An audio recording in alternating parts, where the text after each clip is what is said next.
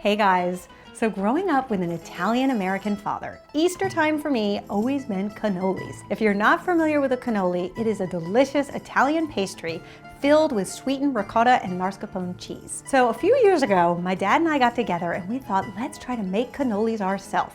Because on the West Coast, it can really be hard to find a good Italian bakery that sells cannolis. So the good news was that the cream was really easy to do and was delicious. Homemade cannoli cream, nothing compares. However, making the shells was a bit of an undertaking. We had to drag out the pasta machine and roll out the dough, deep fry the shells. It took forever. And at the end of the day, they weren't even that good.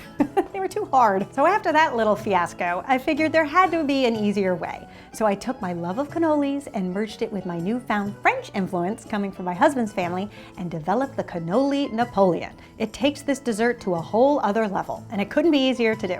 We're first going to create our Napoleon layers.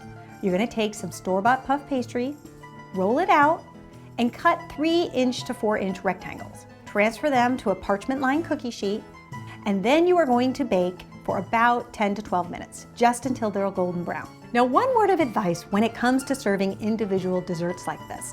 I don't know about your house, but at our house, we always get a last-minute guest, and I always get into a panic that I'm not gonna have enough dessert. So in order to just cover my bases, I always make one extra. The worst thing that can happen is you have one extra dessert that somebody can eat the next day.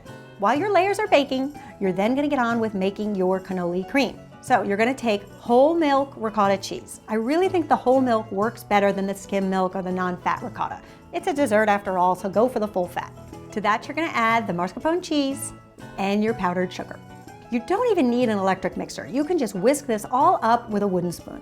Then you're gonna add some vanilla and some orange zest. Give that a good mix until combined, and basically your cannoli cream at this stage is done. Now, if you're making this dessert for a party, you can do some of this the day before. So you can make your cannoli cream, cover it with foil, and pop it in the fridge. However, I would wait to make the Napoleon layers the day of. Puff pastry is really at its best when it's nice and flaky, and so you want it to be as fresh as possible. Then when it's time to serve, you're gonna take your cannoli cream, transfer it to a pastry bag fitted with a star tip.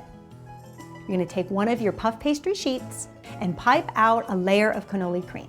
On top of that, you're gonna add your chopped pistachios and your chopped semi-sweet chocolate. You're gonna cover with another layer of puff pastry and then dust the whole thing with powdered sugar. And you will see, you will have one elegant looking dessert that is so delicious. It is over the top, I promise. So I hope you guys give this one a try and let me know what you think. I think you'll find it'll soon become one of your favorite go-to desserts that's perfect for entertaining. It takes minutes to put together and will always impress a crowd. I'll see you next time when I'm gonna teach you how to make my foolproof homemade crepes. I'll see you then.